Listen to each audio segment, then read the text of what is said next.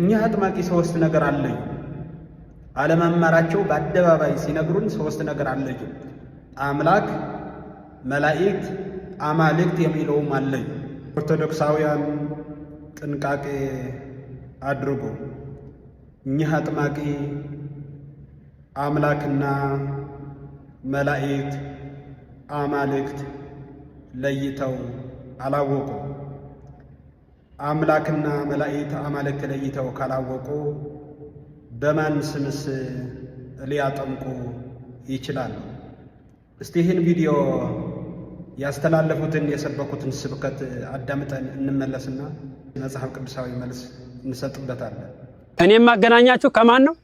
ከቅዱሳን አምላክ ነው፣ ከእግዚአብሔር ጋር አይደለም። እኔ አቅም የለኝም እግዚአብሔር ጋር ማገናኘት። ከቅዱሳን አምላክ ነው ማገናኛችሁ። ዛሬ ከቅዱሳን አምላክ ጋር ትገናኛላችሁ። ማን? ጠባቂ መልአክ የሚባለውን ታውቁታላችሁ? ለቱ ስብሐት እጅግ በእውነት ያሳፍራል። በሁለተኛ ጢሞቴዎስ ምዕራፍ 3 ቁጥር 5 ላይ የሃይማኖት መልክ አላቸው፣ ኃይሉ ግን ክደዋል፣ ከእነዚህ ደግሞ ራቅ ይላል ቅዱስ ጢሞቴዎስ። ስለዚህ የእግዚአብሔር ልጆች በአገር ውስጥም በውጭ ዓለም ሆናችሁ የምትከታተሉ እኛ አጥማቂ ስማቸው አላውቃቸውም፣ ግን ሳንመረምር ሳናውቅ ሳንረዳ ዝም ብለን ግር ብሎ መከተል ብቻ ምን ያህል ዋጋ እንደሚያስከፍል ከዚህ ቪዲዮ መመልከትና መስማት ችያለሁ። እጅግ ያሳፍራል። ምንድነው ያሉት? እንደሰማችሁት እኔ የቅዱሳን አምላክ አሳያቸዋለሁ፣ ወደ እግዚአብሔር ግን መቅረብ አልችልም ነው ያሉትና የቅዱሳን አምላክና እግዚአብሔር ልዩ አድርገው ነው ሲሰብኩ የነበሩ። የቅዱሳን አምላክ ደግሞ ገብርኤል እንደሆነ ነው የገለጹት ስብሐት። ይህን ትልቅ ስህተት ነው። ሳይማሩ ወደ ቤተ ክርስቲያን የገቡ ብዙዎች ናቸው። ሳይማሩ የሚያጠምቁ ራሳቸውን ሳይፈወሱ እንፈውሳለን የሚሉ እንደነዚህ አይነቶች ናቸው።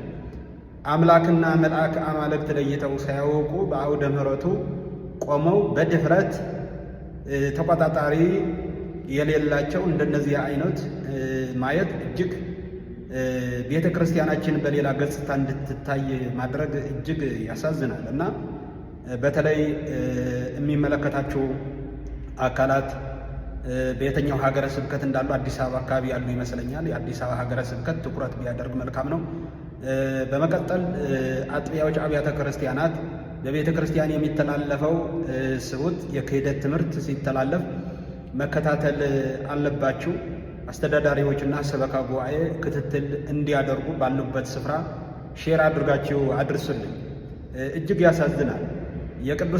ወደ ቅዱሳን አምላክ እነግራቸዋለሁ፣ ወደ እግዚአብሔር ማቅረብ ግን አልችልም። ወደ ቅዱሳን አምላክ አቀርባቸዋለሁ፣ ወደ እግዚአብሔር ማቅረብ ግን አልችልም ነው የሚሉት። እግዚአብሔር ለብቻ አድርገው ነው የገለጹት፣ አምላክ ደግሞ ለብቻ አድርገው ነው የገለጹትና አማልክትና መላእክት አንድ አድርገው የሚመለከቱ መናፍቃን አሉ። እሳቸውም ልክ እንደነዛ ደግሞ አለማወቅ የቅድስና የካህናት የምንኩስና ልብስ ለብሰው ሲያስተላልፉት ያ ዕውቀት ግን ምንም እንደሌላቸው እምነትም አምላክና እግዚአብሔር የተለያየ እንደሆነ አድርገው ነው ያስተላልፉትና አምላክ ስንል አምላክ ማለት ፈጣሪ፣ ገዢ፣ ቅድመ ዓለም የነበረ በማዕከላዊ ዓለም ያለ ዓለም አሳልፎ የሚኖር ፍጥረታትን ሁሉ የፈጠረ የፍጥረታት ባለቤት አልፋና ኦሜጋ ነው። በመጀመሪያ ኦሪት ዘፍጥረት ምዕራፍ 1 ቁጥር 1 ላይ በቀዳሚ ገብረ እግዚአብሔር ሰማየ ወምድረ ይላል። የአምላክ ሥራ ነው እየተናገርን ያለ ነው። በመጀመሪያ እግዚአብሔር ሰማይንና ምድርን ፈጠረ፣ ቀጥሎ ፍጥረታትን እንደፈጠረ ይነግረናል።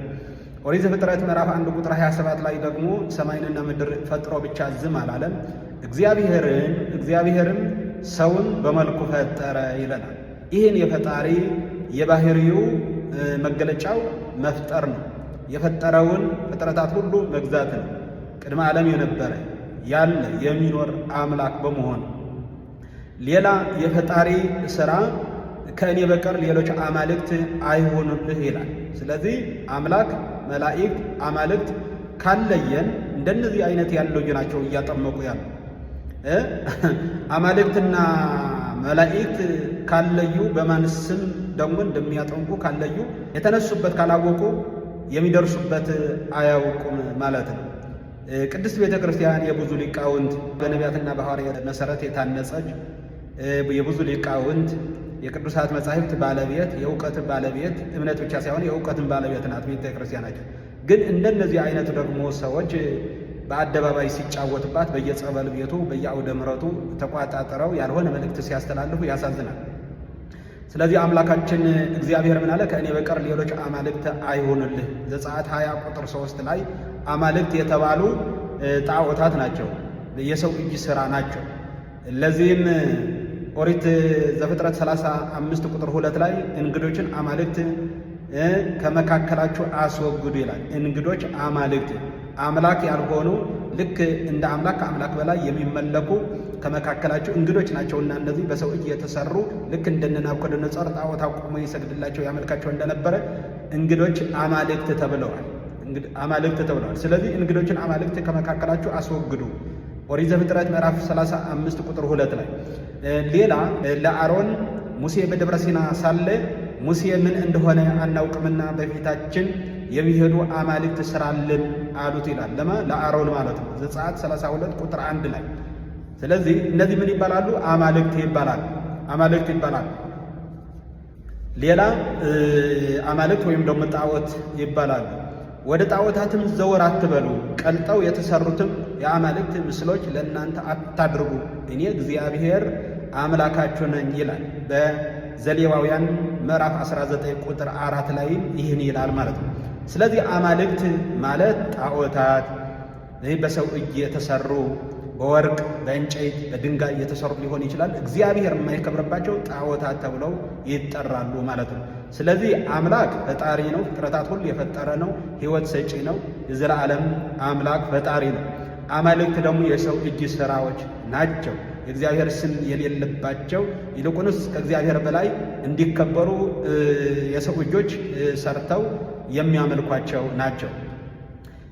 ሌላ ሐዋርያው ቅዱስ ጳውሎስ እንደተናገረው እኔ ሕያው ነኝ ይላል ጌታ፣ ጉልበት ሁሉ ለእኔ ይንበረከካል፣ መላስም ሁሉ እግዚአብሔርን ያመሰግናል ተብሎ ተጽፏል። ያ ሮሜ 8:11 ላይ ያለው ኃይለ ቃል ነው ይሄ። ስለዚህ ጉልበት ሁሉ የሚሰግድለት የሚንበረከክለት ለአምላክ ለእግዚአብሔር ነው። ዮሐንስም በራእዩ ምዕራፍ 22 ቁጥር 13 ላይ አልፋና ኦሜጋ ፊተኛውና ኋለኛ መጀመሪያውና መጨረሻው እኔ ነኝ ይላል። ይህን መጀመሪያና መጨረሻ የሆነው እግዚአብሔር ነው። ስለዚህ ለዚህ የምንሰግድለት አምልኮ ነው ማለት ነው፣ አምላክ ነው። ጣዖት ግን ዓይን አላቸው አያዩም፣ አፍ አላቸው አይናገሩም፣ ጆሮ አላቸው አይሰሙም፣ እግር አላቸው አይሄዱም፣ እጅ አላቸው አይዳስሱም፣ ግዑዝ ናቸው ማለት። ስለዚህ አማልክት ይባላል። መላእክት ግን በማቴዎስ ወንጌል ምዕራፍ 4 ቁጥር 11 ላይ መላእክትን ያገለግሉት ነበር ይላል። የመላእክት አገልግሎት ደግሞ ምስጋና ነው። ቅዱስ ቅዱስ ቅዱስ እያሉ እግዚአብሔርን ያመሰግናሉ፣ የሰው ልጆችም ይራዳሉ። ልክ በሉቃስ ወንጌል ምዕራፍ 1 ቁጥር 19 ላይ ያለው ኃይለ ቃል እኔ በእግዚአብሔር ፊት የምቆሙ ገብርኤል ነኝ። በእግዚአብሔር ፊት የሚቆሙ ናቸው፣ ቅዱሳን መላእክት ናቸው። ስለዚህ አምላክ፣ መላእክት፣ አማልክት ለይተን ማወቅ ይኖርብናል። አምላክ፣ መላእክት፣ አማልክት ለይተው ያላወቁ ነው እያጠመቁትና በአውደ ምሕረት እየሰበኩ ያሉና እጅግ ያሳዝናል። እባካችሁ ጥንቃቄ አድርጉ፣ ማንም እንዳያስታችሁ ተጠንቀቁ ነው የሚለውና እነዚህ ራሳቸውን ሳይማሩ ራሳቸውን ሳይድኑ ሰው እናድናለን፣ ራሳቸውን እግዚአብሔርን ሳያውቁ እግዚአብሔር እናሳውቃለን የሚሉ እጅግ ጥንቃቄ አድርጎ የእግዚአብሔር ቤተሰቦች የእግዚአብሔር ልጆች። ስለዚህ ለሌላም እንዲዳረስ ለሁሉ እንዲዳረስ ሼር አድርጉት። እግዚአብሔር ከሁላችን ጋር ይሁን።